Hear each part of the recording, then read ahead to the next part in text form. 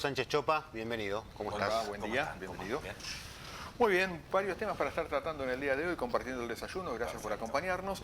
Bueno, en primer lugar vamos a hablar de algún reel que veíamos en redes sociales en el día de ayer. Tiene que ver con un pedido a la provincia para que revea una medida que tiene vínculos con la actualización de normas laborales que serían perjudiciales para generar trabajo, ¿no? Exactamente, en particular, bueno, hay dos leyes que están dando vuelta, una que todavía no está puesta en funcionamiento, pero la otra que ahora planean modificar, ya tiene media sanción desde la Cámara de Diputados de la provincia, y que habla particularmente de un artículo, el artículo 48 de esa ley, de la 11653, y que básicamente afecta a toda empresa que por X causa toma la decisión de generar un despido. Esto estaba, digamos, cuando uno llega a ese punto y se puede generar en algunas situaciones algún juicio laboral, lo que genera desde el momento del despido hasta el momento que se tome la decisión de si en caso del demandado tiene que abonar un determinado monto, tiene una tasa por la cual iba a pagar ese juicio laboral. Ahora, en la modificación, le genera un incremento de 7 veces más lo que tendría que pagar la empresa o el empleador para, en caso de que el juicio laboral sea favorable al empleado. Y esto genera, el concepto es que esto genera automáticamente complicaciones en todo sentido, no solo lo que tendría que abonar una pyme, sino también la decisión que hoy va en contra de lo que está votando, o lo que ha votado más del 50% de los argentinos, que es modifiquemos las estrategias de contratación, modifiquemos y permitamos que aquellas empresas o emprendedores que tienen la decisión de sumar empleados no tengan siempre la soga al cuello. Y cuando uno tiene que tomar la decisión de tomar un empleado, también corre con el riesgo de que la cosa no funcione bien y que eso termine en un juicio. Digamos, es de común conocimiento el concepto de el ejercicio de generar un juicio laboral. Y esto hace que una pyme que tenga que pensar en pagar 7 veces más de lo que tenía proyectado por ley, por modificar un solo artículo, la verdad que automáticamente te pone en una situación de no generar empleo genuino, con lo cual es una complicación real para cualquier bonaerense, cualquier persona que tenga la decisión de contratar a una persona. Impacta sobre todo en las pequeñas y medianas empresas, donde un empleado forma gran parte del valor agregado de esa empresa. Así que bueno, estamos tratando de evitar que en la Cámara de Senadores tenga sanción completa y por ende este artículo se modifique finalmente. ¿Se puede pensar, ser optimista en que se dé marcha atrás, o antecedentes de este tipo marcan que una vez que se toma una determinación ya es cosa juzgada? Como argentinos estamos acostumbrados a tener que la esperanza es lo último que se pierde. Nosotros vimos un impuestazo generado por el gobernador a principio de año, donde había hablado que no iba a incrementar las tasas más allá del 200%. Muchos de nosotros recibimos tasas, impuestos provinciales incrementados hasta el 450, 480%. Fuera de eso, se dio cuenta que se había mandado una macana, cuál fue la decisión que tomó en la segunda etapa de cobro de impuestos provinciales, poner la pata sobre el freno y decir no va a haber nuevos incrementos, porque obviamente tuvo una pérdida de cobro, tuvo la crítica de mucha gente, de muchos bonaerenses, de muchos sectores, inclusive de la política, frente a esta situación, con lo cual la decisión fue básicamente esa. La pregunta es, ¿esperemos que no suceda? Esperemos que no suceda. Hay muchos bloques de distintos espacios políticos que están en contra de esto, pero bueno, hoy el kirchnerismo tiene mayoría en las cámaras de diputados y por eso termina aprobando, por lo menos dando la primera media sanción a esta modificación del artículo 48. Correcto. Hablando del tema de los impuestos de la primera etapa, es algo parecido a lo que pasa acá en la ciudad de Tandil, digamos, o en el partido de Tandil, donde se aprobó la posibilidad de una indexación de acuerdo a la inflación de las tasas, ¿no? En este caso con los impuestos, y es lo que frenó de alguna manera Kicillof, no lo aplicó para la nueva cuota del impuesto. No solo una indexación con el IPC, como bien comentás vos, Rodolfo, sino también hubo un incremento del 80% durante 50% en enero, 30% en febrero, y a partir de ahí IPC 2 meses atrás, con lo cual en los primeros 3 meses del año tuvimos un incremento más del 150% en las tasas municipales. Eso redujo la cobrabilidad en 4 puntos, pero fuera de eso obviamente que a todos nos afectó. Estábamos pagando muchos de nosotros entre 4 y 6.000 pesos una tasa municipal retributiva de servicios o servicios sanitarios, y automáticamente pasamos a pagar alrededor de 16, 20 mil pesos. Con lo cual eso impacta automáticamente en el bolsillo de los argentinos. Obviamente que estamos entendiendo que la situación es de crisis, es compleja, pero bueno, entre todos tenemos que encontrar los equilibrios. Ayer particularmente uno lo escuchaba al intendente en este medio comentar algunas cosas, de que ellos buscaron algunas estrategias o alternativas, como por ejemplo daba el ejemplo del acto de 25 de mayo, es una manera de poder reducir los gastos públicos que tiene el municipio de Tandil. Bueno, también hablaba algo de algunos empleados, que estamos mirando algunos números para ver si realmente es lo que dice, lo que dijo que sucedió, realmente es lo que sucedió. Aumentos considerables significan un cimbronazo, y sobre todo para aquella gente que acostumbra a planificar a largo plazo y está con el mango justo, ¿no? Es que esos son los conceptos. Lamentablemente en la Argentina, y todos estamos mal acostumbrados a estas situaciones, y cuando uno quiere planificar estas cosas dificultan y mucho, sobre todo porque, como, bueno, sí, lo dijo el general, lo dijo el intendente ayer, uno va por el ascensor, la inflación va por el ascensor, y que lo que uno tiene que poner todos los días para poder sobrellevar la situación, y los sueldos van por la escalera. Y eso es lo que termina sucediendo. Todavía las paritarias muchas no están cerradas, los incrementos no son tales como esperados. En provincia de Buenos Aires el incremento a docentes fue del 7,5%. Entonces hay algunas cuestiones. Por otro lado, en Nación no aceptaron un 9% los docentes universitarios. Entonces son estas cuestiones de discusiones, de idas y vueltas, que bueno, hasta que no mejoren la capacidad de consumo del argentino, o la capacidad, digamos, el poder adquisitivo de la plata que uno recibe en el bolsillo, hasta que no mejore eso, la situación siempre es ¿Y en qué compleja. termina todo esto? Después de una continuidad en esta situación que parece no tener fin. Esperemos que pronto esta situación mejore. Yo no sé si no tiene fin. Muchos hablan, yo no quiero utilizar la misma palabra que se utilizaba en un gobierno anterior, entre el 15 y el 19, hablando de, no lo quiero decir al aire, pero exactamente, pero bueno, están hablando de, y muchos economistas así lo definen, no soy quien para decirlo, pero sí escucho y por ahí repito lo que dicen, que viene una etapa de mejora. Obviamente que la inflación está bajando. Hoy los indicadores están hablando de que una inflación de mayo de alrededor del 5% o menos. Eso la famosa B corta, ¿no?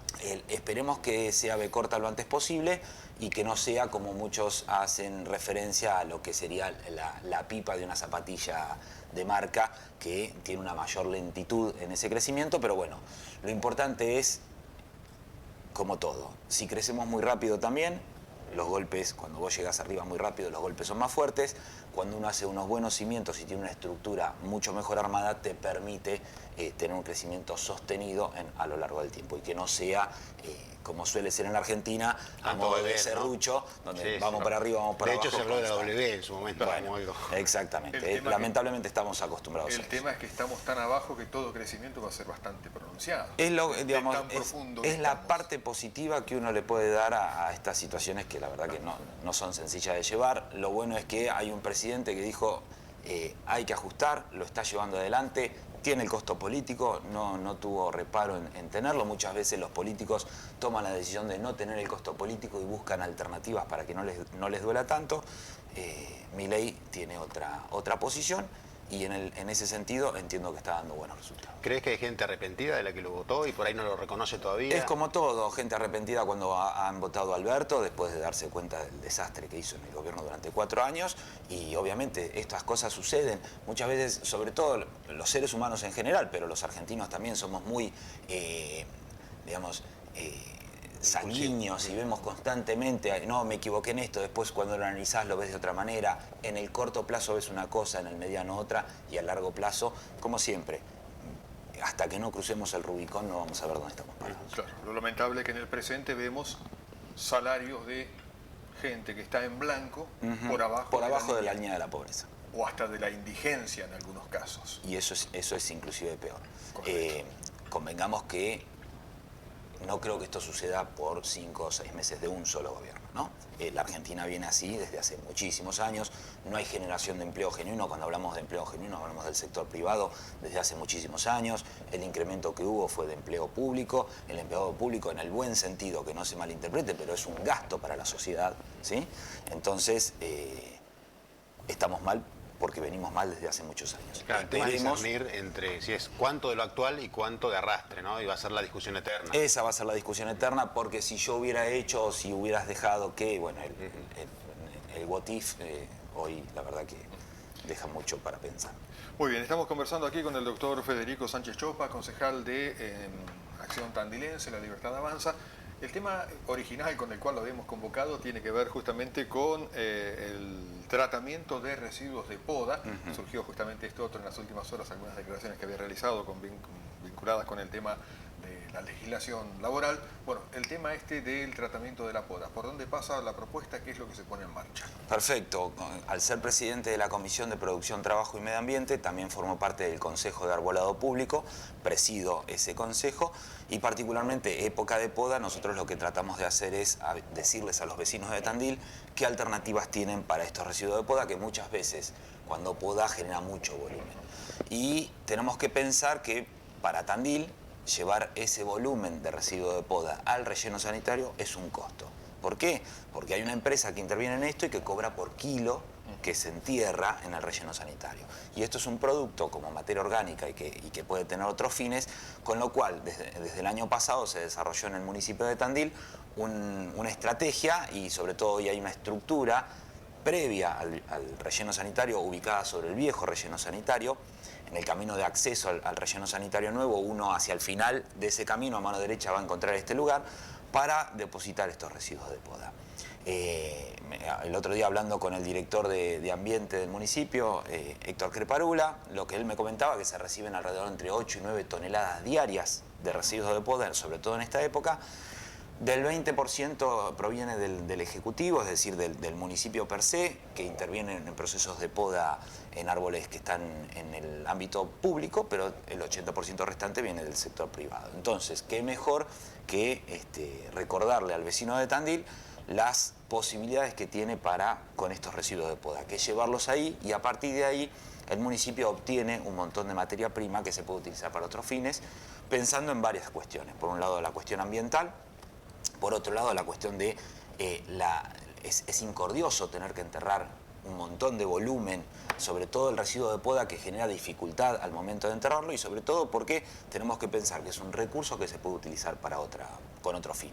Y en este caso los residuos de poda se chipean, hay una empresa encargada del chipeado de esto y eso nos va a generar una alternativa de generar compost, de generar otras estrategias. En algún momento nos estuvimos reunidos particularmente nosotros desde el bloque, con empresas de triple impacto y están pensando inclusive que a partir de ese chipeado no generar mediante algún mecanismo, inclusive en conjunto con escuelas técnicas de la ciudad, no generar algunas, creo que se denominan brisquetas, que permitan utilizarse para la calefacción, ¿sí? A partir del propio chip, generar o regenerar nuevamente ramas, y todo eso nos va a facilitar obviamente tener un menor impacto ambiental y por otro lado entender lo que es el concepto de economía circular. Así que es para recordarles a los vecinos de Tandil que existe esta posibilidad, que por favor se acerquen a ese lugar. Si son residuos menores de poda, hasta 10 kilos se pueden colocar en una bolsa, que los van a pasar a buscar los recolectores de residuos, pero por otro lado, volúmenes mayores, la recomendación y la solicitud sería que lo alcance en este lugar, que nos va a venir bien a todos, ¿sí? A Tandil en su conjunto. Residuos que reciclados generan otro tipo de elementos, ¿no? Exactamente, exactamente. Muchos de ellos se utilizan inclusive en los propios canteros que tiene el municipio, cuestión de evitar que crezca el pasto alrededor de árboles, etcétera. Así que es una estrategia muy buena para poder evitar, por un lado, aumentar el volumen que se entierra en el relleno sanitario y por el otro lado generar un impacto positivo al ambiente. Cuando hablamos de residuo de poda, ¿de qué tipo de residuo, qué tipo de ramas, de árboles? ¿Hay alguna limitante? No hay ninguna limitante, todo tipo de residuo de podas. Hoy en esta época es todos los árboles de hojas caducas, es decir, de las hojas esas que se caen, es el momento propicio para poder hacer la poda, con lo cual cualquier volumen de ramas, si son ramas grandes, que inclusive muchas veces los vecinos lo que hacen es, claro, llamar a algún contenedor para poder colocar estas ramas de gran volumen o de gran porte, y las empresas de los contenedores también trasladan esto hacia ese sector, así que cualquiera, si uno tiene un carro, los podadores obviamente que conocen esto y lo hacen así de manera cotidiana, así que aquellos vecinos que toman la decisión de podar algún árbol que tengan en el patio de la casa, algún cerco o inclusive, no sé, también es la época de poda de la enamorada del muro, etcétera, toda hoja verde va a permitir favorecer todo este proceso de generación de compost. ¿El tandilense en líneas generales es responsable respecto a este tema? ¿Cómo actúa? ¿Y qué te parece? Si nosotros tenemos que... Mirá, yo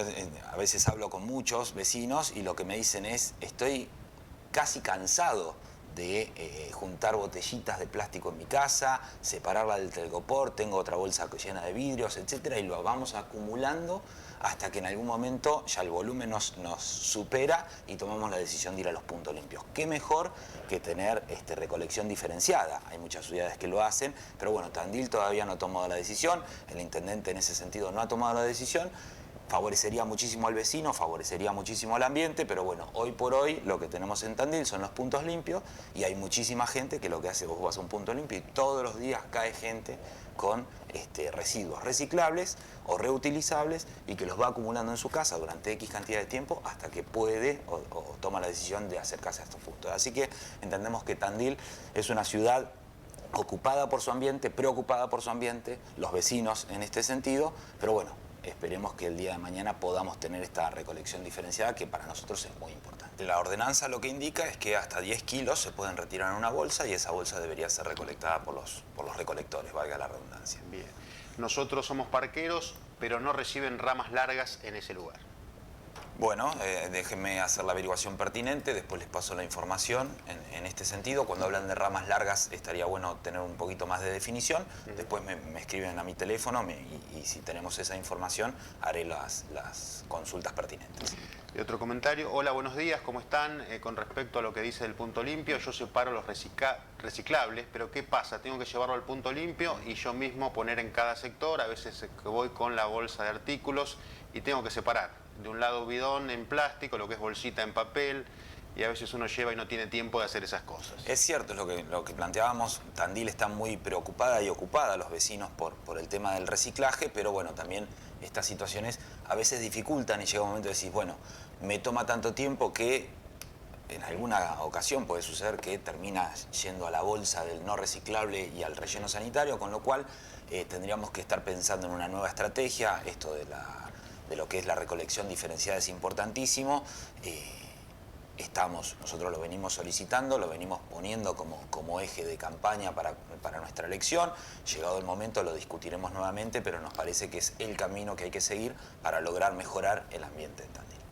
Muy bien, continuamos aquí conversando con Federico Sánchez Chopa. Otro de los temas que ha dado bastante que hablar en estos días tiene que ver con la posibilidad de instrumentar fotomultas aquí en la ciudad de Tandil, tema que incluso pasó por el Consejo Deliberante algún principio de tratamiento, por así decirlo, ¿no? Exactamente. Bueno, ¿cuál es la postura que tienen al respecto? Nosotros lo estamos estudiando en este momento, el proyecto de ordenanza que envió el Ejecutivo y particularmente a través del bloque oficialista, lo habíamos leído en su momento, hicimos algunas consultas y a partir de ahí, desde la última sesión, que vuelve a comisión el proyecto, lo enviamos al equipo de abogados para que puedan estudiarlo en profundidad, hacerles algunas mejoras y en ese sentido estamos trabajando. Hemos recibido información de otras ciudades donde se implementó esto y una de las cuestiones que más dificultaban eran algunas cuestiones legales, así que queremos hacer la revisación profusa de esto. Por un lado entendemos que la fotomulta es importante porque digamos, yo en la época cuando era director de bromatología entendía que el concepto punitivo también es un proceso de enseñanza, ¿sí? Cuando vos haces algo que no está dentro del marco de la ley, generas una contravención o algo fuera de una ordenanza, si tenés una cuestión de penalidad por eso que vos estás haciendo fuera de lo que corresponde, es una manera de aprender, ¿sí? En el concepto que lo he dicho también en la sesión, la letra con sangre entra. Así que en ese sentido es importante que también tengamos estrategias o distintas estrategias que nos permitan mejorar el tránsito de Tandil, que no es nada sencillo, no está fácil, cada día más complejo. Fuera de eso no debería ser la única estrategia que tiene. Entiendo que el municipio está tomando otras medidas, pero la fotomulta, hoy la discusión es si es meramente recaudatoria o no. Bueno, ahí es donde, reitero, estamos en pleno proceso de discusión interna dentro del bloque y con el equipo de abogados que nos acompaña para ver dónde está parada esa ordenanza y qué modificatorias beneficiosas le podríamos implementar. Ya que la letra con sangre entra, ¿qué hace el municipio para que de alguna manera uno se mantenga dentro de las normas? Porque hay veces que, bueno, por cuestiones hasta de seguridad en determinados horarios, determinados semáforos hay que pasarlos en rojo. Ahí es donde interviene también si hay una cuestión recaudatoria, no solo los miedos que uno puede tener como vecino, ¿no? De frenar en un determinado semáforo, en un determinado horario. Por eso durante la noche muchos de los semáforos vuelven a estar titilando en amarillo, ¿no? Intermitentes. Pero por otro lado es lo recaudado, ¿a dónde va? Algunos tenían la idea de que vaya al sistema de salud, etcétera, etcétera. Nosotros seguimos insistiendo. Al tandilense per se, al argentino en general, no tenemos educación vial, ¿sí? Como peatones cruzamos por cualquier lado. Lo hicimos el año pasado, lo volvimos a hacer hace 2 días. Recorrimos todas las avenidas, de las 4 avenidas pequeñas, desde lo que es España, Avellaneda, Santa Marina, Rivadavia, y tenemos pintados 10 cruces peatonales en todos esos cruces de calle, que son muchísimos, menos del 10% de cruces peatonales. Entonces un vecino, el cruce peatonal es el concepto que te permite vos como peatón cruzar, primero te obliga a cruzar por ahí, no por la mitad de la cuadra, que genera un riesgo potencial, y por otro lado el auto está obligado a frenar ese sitio. Bueno, fuera de eso, sería bueno que el municipio tome cartas en el asunto y comience a delimitar las cebras de cruce peatonal, y por otro lado que lo recaudado a través de este mecanismo vaya a educación vial, sobre todo en escuelas primarias, escuelas a nivel secundario, donde los chicos están prontos a sacar el carnet de conducir y también tengan un poco más de conocimiento de la situación vial, de cuáles son los riesgos potenciales, etcétera, ¿no? De educación vial en general. Inicialmente se hablaba de 6 cámaras, si no me equivoco. La instalación también es otro tema que dio lugar a polémicas dentro del Consejo, porque no saben si no hay un mapa de la... Bueno, y ahí es donde hay otro bloque que bien acertado está, desde hace más de 2 años que está solicitando que se implemente el Observatorio de Seguridad Vial. Obviamente que nosotros también estamos de acuerdo con esto. ¿Por qué? Porque es cuando uno trabaja con números, es la mejor manera de tomar decisiones.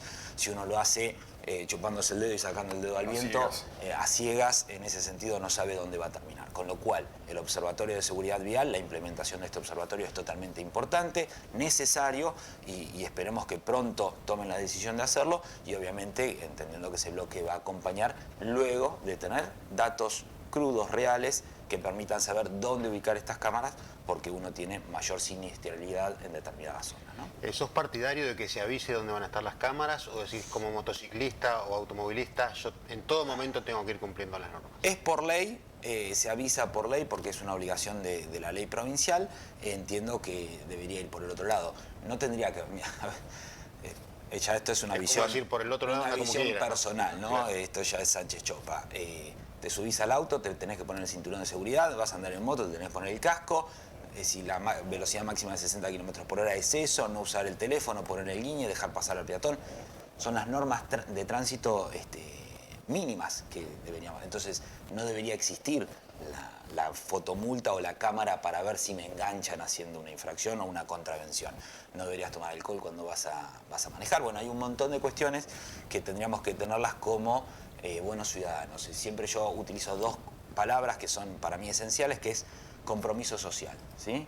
También ponerme en el lugar del vecino, entender que lo que puedo generar yo haciendo una mala maniobra o no cumpliendo con la norma de tránsito va a generar un impacto en otra persona, con lo cual, ¿por qué mis derechos van a sobrepasar los derechos de la otra persona? Entonces, entendiendo en ese sentido, no debería existir. Pero bueno, también echa la ley, echa la trampa, muchas veces uno busca otra alternativa, ¿no? Hay un mensaje respecto a esto, dice: la aparatología y sistemas para la fotomulta lo compra el municipio o interviene una empresa y se cobra un porcentaje de la recaudación. Está en discusión ese tema, a ver cómo se va a hacer. Si hay una empresa, esto se tiene que licitar porque el municipio no lo puede comprar por compra directa, se tiene que licitar, hay que ver qué empresa lo licita y a partir de ahí también tomar las decisiones a futuro, que es si va a ir un porcentaje de lo recaudado, si va a tener un monto fijo. Recordemos, bueno, digamos, en boca de todos está la contratación con Eikon, que eso generó un gasto fijo al municipio, que hoy inclusive está aportando la mitad de lo que